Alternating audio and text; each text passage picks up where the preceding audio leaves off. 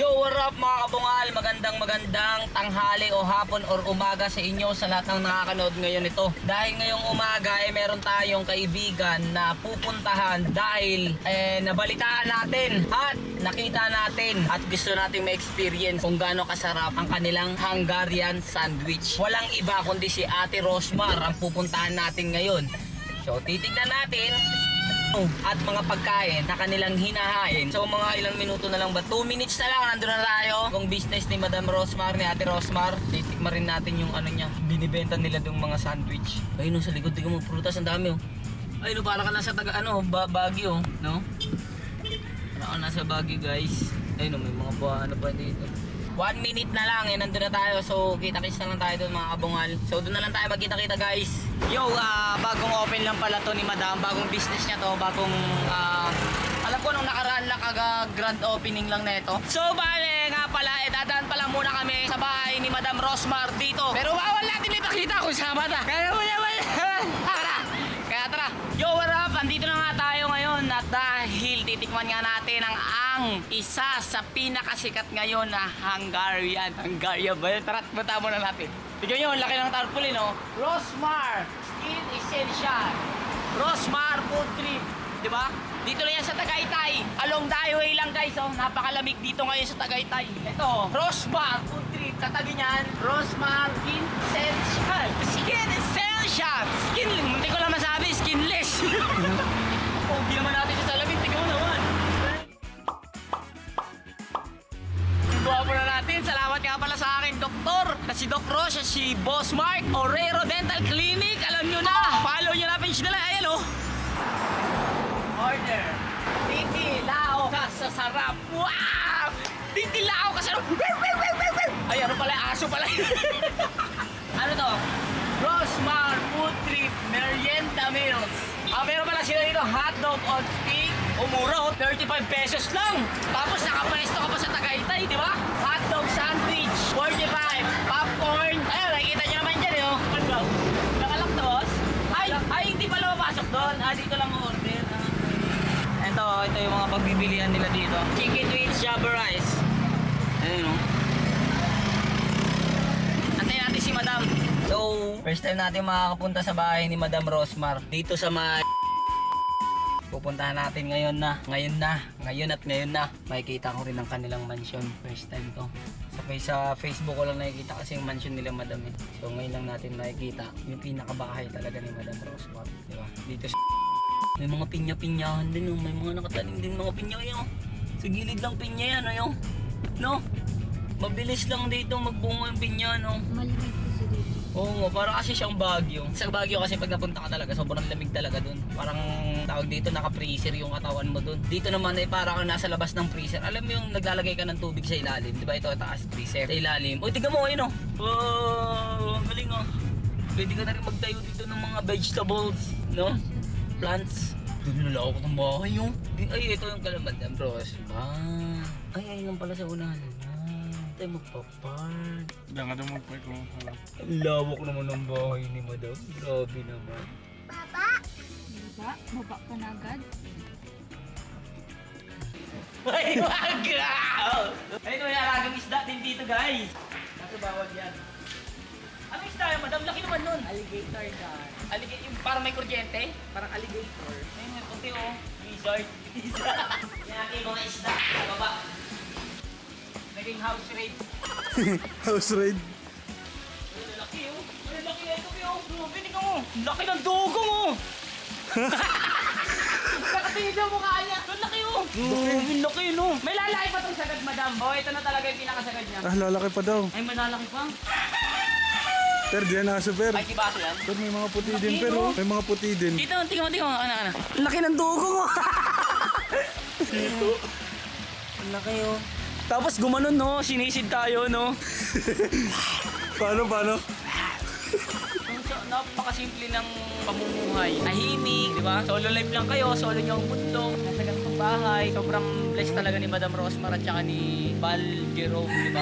At nakakatuwa dahil nakaka-proud na may ganito silang ano ngayon, tawag dito, mansion. Isang plato, 100K. Magkano? Secret. O, di ba ata tinutukoy mo eh. Pero mayroon din dito guys, ang lalaki rin eh. Yan, mahal. Ito, mahal. Ito, magkano to estimated? 300? Wow! Sabi sa'yo eh. Oo nga, ito mahal. 300K. Wow! Di, halagang 300K. Isda.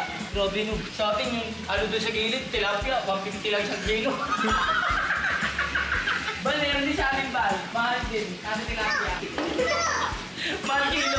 Oh, wow, fish!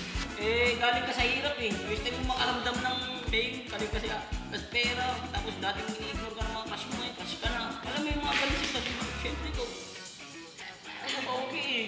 Ayun, natatamaan mo kung baga parang tumaas. Ayun. Hindi ko yun tinatago sa ibang tao ng mga ganun na may nangyari sa akin mga ganun sitwasyon. Ang importante kasi is natuto ka dun sa mga pagkakamali. Ngayon, yung nilalakad mo ngayon is pat na niga. Hindi ko nga sa pat niga. Ayun. Hirap yung walang biglang thank you. Siyempre, salamat din kay Madam. Nakabisita tayo dito sa kanilang bahay, mansion, pati open. Ayaw mo, Bim, balang araw. Makabili tayong remote pa lang. Wala tayong ganyan. Remote muna unahin natin. Pauti-uti. Tama ko. Uy, di ka kasama. Di pala ako Antayin mo tama. kami dyan. Hintayin pala kayo dito. Pag umulan, pumasok ka. Ayan guys, dito kami ngayon sa loob ng kotse. Si Katorpe, kasama namin. Videographer. Videographer, tangi, kaibigan ka namin. Oh, tropang videographer. Ay, ito, sa inyo din po ito. Bless na bless talaga kayo, Madam. Ay, ito po yung inayos. Ito. Galing sa kanila, Madam din pala yun Oh, doon. nakita ka. Abangan nyo guys, mamaya may surprise tayo. Basta mamaya na lang guys. May mga nakatanim din dito, mga pinya, ampalaya. Pinya po. Ayun, pinya. Dami. Ito, pinya. Ito po. Ayan. Ito po. Wow. Tingnan mo, may bayad din sila, Madam. Yan, yung katabing puno, sa amin yung puno. Ayun kay Madam din. Ito, kanya rin to. Ayun, may ano rin, meron nakalagay dito. Dito po. Pag kailangan mo na magtatanim, Madam, akong bahala dyan.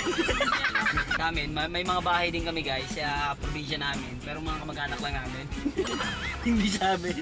Pero pwede rin kami pumasok. Hindi ko man dami mga pinya nakatanim dito, Madam, no? Ayun o. Ayun, may palamanukan din doon. Palamanukan to rin. Galing, sobrang tahimik ng lugar. Tapos tapos Malayo no? sa usok ng Manila. Nakapwesto sa Tagaytay, no? Parang nasa parang nasa ibang bansa. Alam mo ba yung ganung pakiramdam? Kasi hindi na nalalayo tong Tagaytay sa sa Baguio. Talagang halos same na rin siya. Pinagkaiba lang ng Baguio is yung mga bahay talaga nasa bundok talaga, makikita mo yung mga bahay nasa bundok. Dito naman medyo patag-patag. Angas, no? Ganito kami ngayon, guys. Kayaman, guys, dito. Isang karangalan, makasakay sa sa kotse. Sa karangalan na makasama si Madam sa ating vlog ngayon, di ba? Napakabising tao at ngayon bigyan tayo ng chance na mai-vlog natin ang kanyang Rosmar Food Trip. Nung nakaraan kasi nakita ko itong grand opening din, di ba, Madam, no? So yun, titikman na natin guys ang Rosmar. At meron din essential massage Gluta Clinic. Yo, di na mapasok tayo sa loob at andito na tayo. Titignan natin dito. Ito may magkatabi to yung Rosmar Food Trip at itong R Essential. R Essential. Dito ay matatagpuan ang ating mga kaibigan. At doon na pala. Ayan, kasama natin ang ating mga dito, mga staff ni Madam Rosmar. Massage po dito, Madam, no? Massage, food spa, face spa. Dito may cutex din. Ito naman magkabilaan natin, Madam, no? Yeah. Oh, di ba? Tagusan lang din. Pwede kakabukas lang na food trip. Mag-merienda tayo. So, titikman natin ang... ano ang pinaka-best seller nyo dito, Madam? Kay Neneng R na...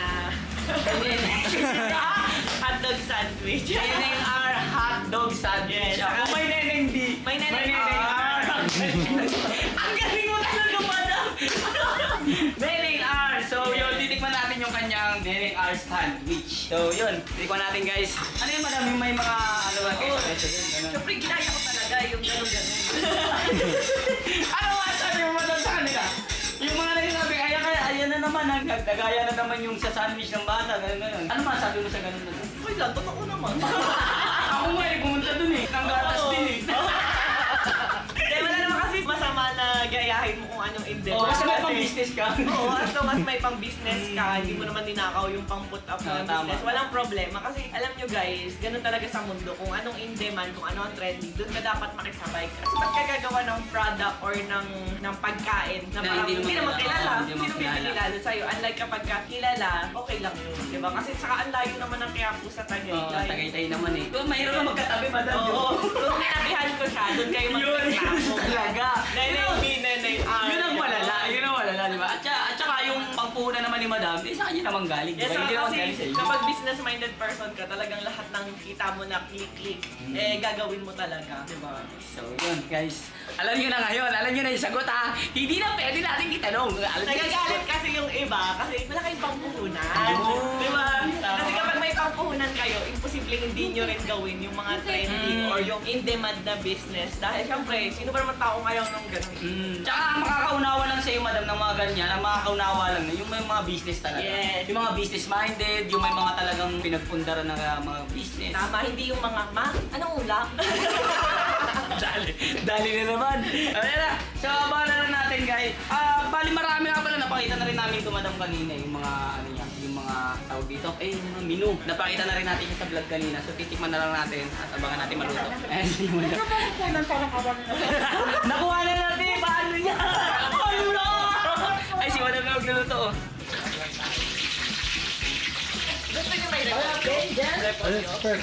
Sige po, madam.